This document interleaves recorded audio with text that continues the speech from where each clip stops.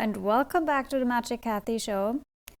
And Mercury in Gemini, back at home, I would say. And I wasn't even expecting to record this episode, but it was so clearly, vividly shown to me in my meditation. I said it on Instagram. I promised I would go deeper into the topic of the pineal gland and energetic hygiene of the pineal gland in an episode. Then that's what you are here for. And disclaimer, I'm not a scientist. I'm not an expert on all of these topics. I'm just sharing my experience and what I was shown in my meditation, and for some reason received that message that it's very important for me to share it and to, explain it in my words because it might resonate with you. So listen to it if you would like to go into a deep rabbit hole of energy and manifestation and holograms and imprinting ourselves. Oh my gosh, it's, I love these topics anyways, and it's something that I keep contemplating on, researching. I have been, since Jupiter is in Gemini, in this deep rabbit hole of the mitochondria, the DNA, prints, pictures, visuals, and geometry. I mean, I always love these topics, but now I go deeper into the scientific aspects of it. So it's interesting, and I'm just following the breadcrumbs as a true projector. When you go in these spirals of fuck, I have this energy that literally pushes and drives me into that, then you just gotta follow wherever it leads you. And so today we talk about the energetic hygiene of the pineal gland, and I want to explain to you the dynamics and what actually happens basically without you even being aware of it, right? With your pineal gland, the second you open your eyes. So your visual eyes, the two eyes that you know, are how you perceive things. It's also what you project outward. So it's a two-way street in a way. Let's start with that. Then let's start with the basic of everything in this universe is energy. And energy forms into reality through our sensory perception and experience. And so let's sit with that for a second, and then let's look what the pineal gland really is. So essentially it, the third eye, you want to say, the original eye, the eye of God, right? Even in the skull, it looks like the eye of Ra from Egypt, which is basically the all-seeing eye. And it has a crystal inside of it that basically has the store or the original imprint of what you came here to do, right? You can say, the blueprint that we talk about in human design and the gene keys in astrology, it's all kind of like guiding you towards being able to perceive that original image again. Because we all basically have I want to say a clogged or veiled or blocked vision or overlay on that pineal gland. That's why a lot of people talk about it, right? It's like this crystal. It's not clear. It's not clear, and it's blurred. It's overlain like an onion by so many different other imprints that are actually not your imprints. So when we talk about conditioning, trauma, childhood stuff, where that's how it all really starts, where the overlay happens and continues, right? And that's also how the pineal gland connects actually with our energetic body, because the picture basically has to be infused with emotions, energy in motion, in order to be manifested into your hologram. And that's also how the pineal gland overlays are actually happening, not just from childhood and the past, but also actually on a day-to-day basis by whatever you are allowing yourself to perceive. So the way it works is essentially you look at something and it invokes a feeling in you, and that gets stored as an imprint or hologram or energetic potential, we want to say, in your pineal gland, to be then at some point being projected outward. So if you know that, and you know a little bit about what I'm saying or like speaking about in terms of manifestation, it might ring a bell to you already. My private clients might also like scream from the rooftop, isn't that what you keep trying to tell me? So basically, sometimes when something is popping up in your hologram, it could be that it's an image that is in your pineal gland stored that is actually a false imprint. Let's just say that needs to be purged. And so instead of being, upset about it or triggered or, triggered could be good because it activates in you something, right? You see something in your hologram that is completely against what you would like, against what you would want, and you wonder, why is this coming up? And the answer is exactly what I just explained on an energetic basis. It's a picture in your pineal gland that is clogging your perception or, your original. It's basically an overlay of your original picture, right? Of your original blueprint. So if it comes up and it activates some sort of like, this is not in alignment in you, right? That's a good thing. So instead of trying to, correct it or change it or be upset about it, that's the worst thing you can do, is to be upset about it and to lower your frequency because it happens, because it shows up. Because that gives power to it actually staying there. Because the only way we can override the overlays on our pineal gland is actually through higher frequencies, not lower frequencies, right? It's not about good or bad frequencies, it's higher and lower resonances. And the higher resonance always wins. The higher frequency always wins. We can even see that in water experiment, right? Where if you put one droplet of high vibrating water into, let's say, a body of water that is clogged mud or doesn't carry any frequency, right? Completely distilled water. When you put one droplet of high vibrationally charged water into that, let's say, distilled neutral water, the entire water, all water molecules take on that frequency. That's how powerful it is. And you are essentially water. So imagine what happens when you overlays, or like when you want to clear water, right? When you want to clear your pineal gland, when you want to clear your inner waters, you have to overlay it with a very high frequency in order to create that overlay and that clearing effect. If you lower your frequency, then it just keeps staying there, right? It doesn't change anything. It makes it maybe even more dense and more muddy, right?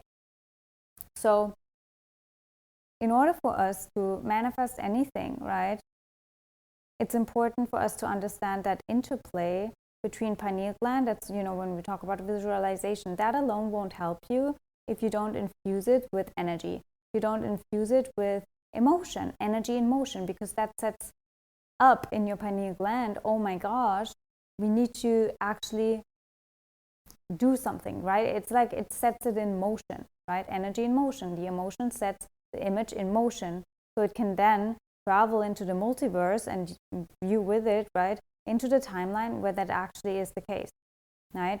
That's what I keep talking about all the time. And so why do we need to talk about pineal gland hygiene?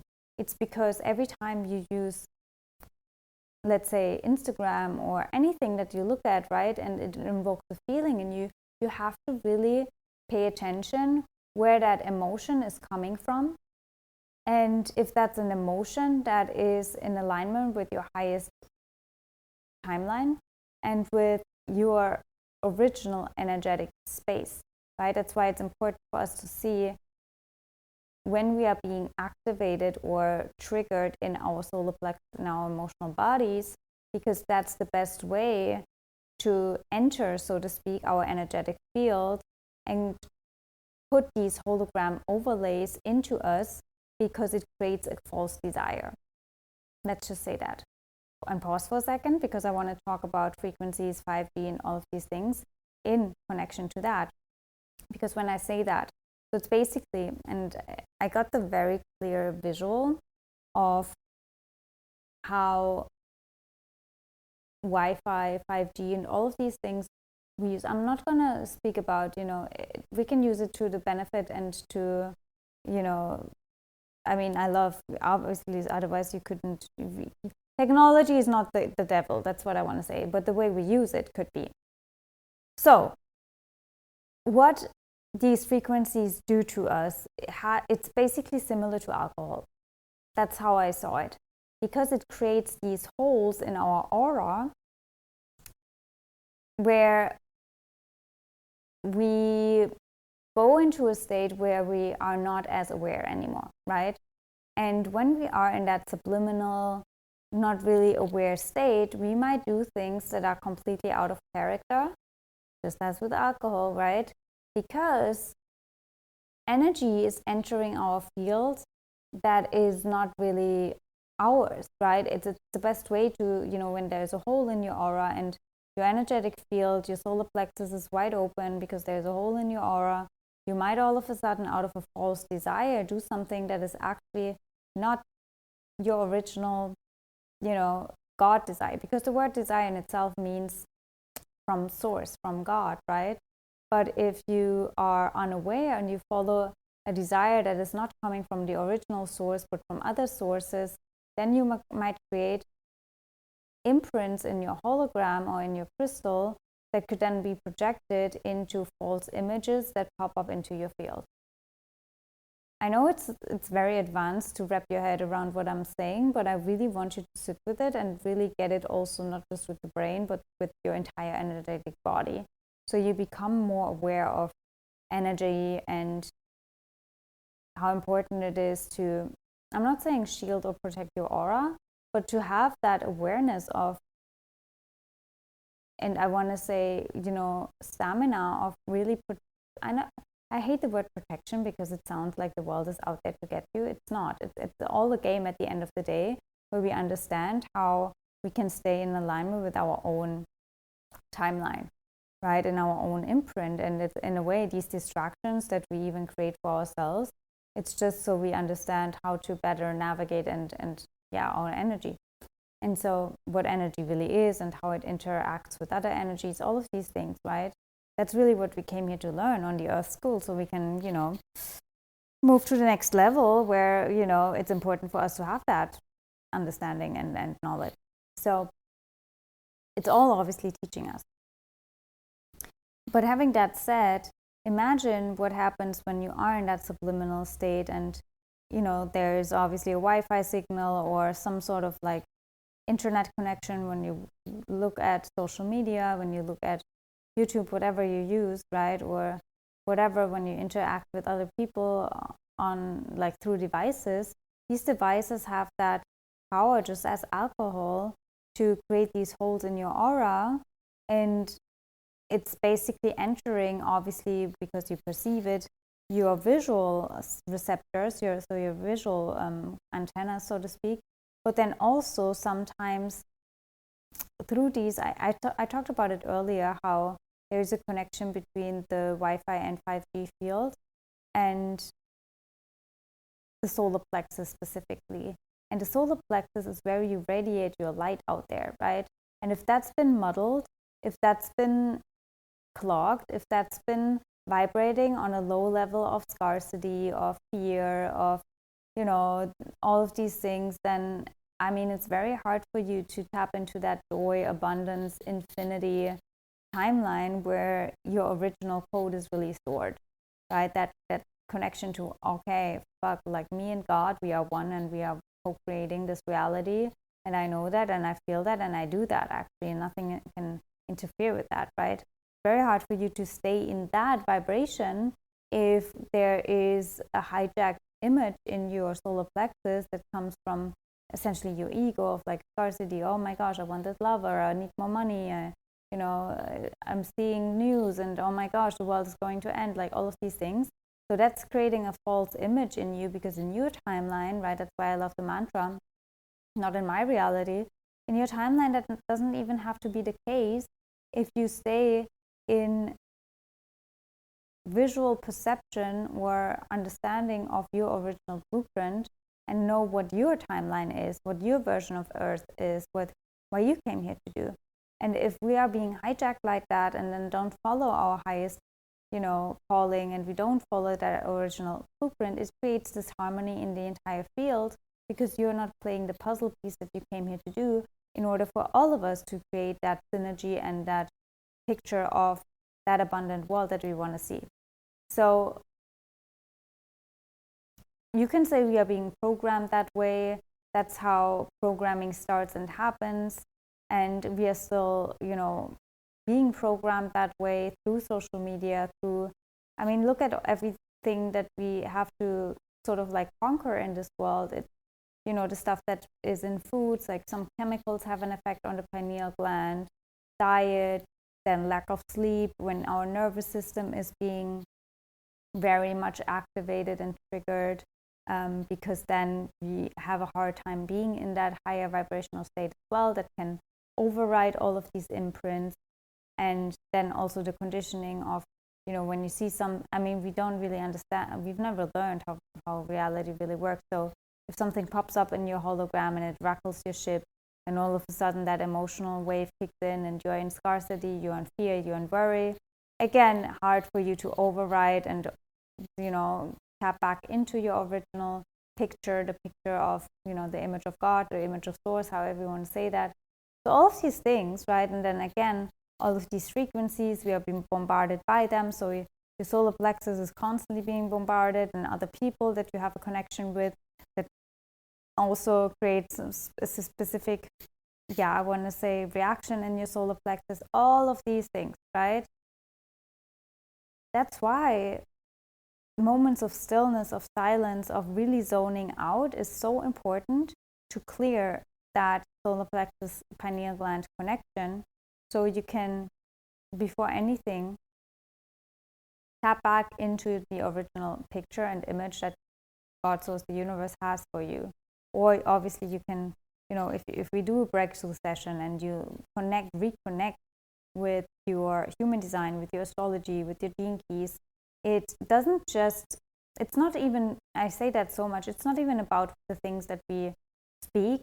Of course, yes, of course, as well, like the things that you learn, but it's more about a cellular remembrance that happens literally like in your energetic body when we discuss these things, when we look at your original blueprint, at your original image, right? We look at it with your visual eyes, with my visual eyes, but then also your cells remember that original code, and through the emotions and that remembrance and that sense of, fuck, yes, that's me, that creates exactly the vibration, right, that you need in order to override all of these false holograms, false imprints, false pictures that are stored around your pineal gland that clock your clear vision, right? So it's clearing the vision, if you want to say, so you can remember, oh, that's actually where we're going, right? And from that, you will create less situations in your life that are out of harmony with the original blueprint. So, your life will be more in harmony with the energetic whole, right?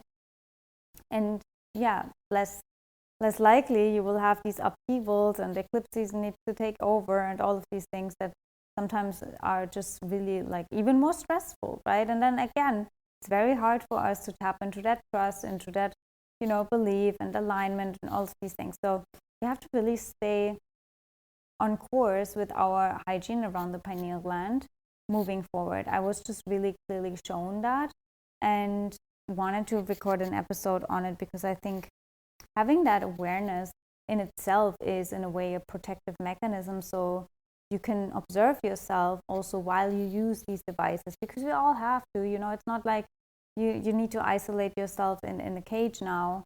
Again, it's about how you use it and how intentional you are, and also knowing, okay, then I need to balance it out with like really tapping back into my original picture, into the original, codon, because otherwise you will be very confused, because you are being bombarded with all of these potentials and pictures, and it might pop up into your hologram and you're like, what is this? And and you see something on Instagram or you watch a movie and all of a sudden you think you desire that, but it's actually not that you desire that. It was just something like you had a hole in your solar plexus, let's just say, and a false desire entered you, imprinted a false idea about, you know, how your life has to unfold, and then you followed it, and then you realized, wait, that's not even me, like what's happening, right?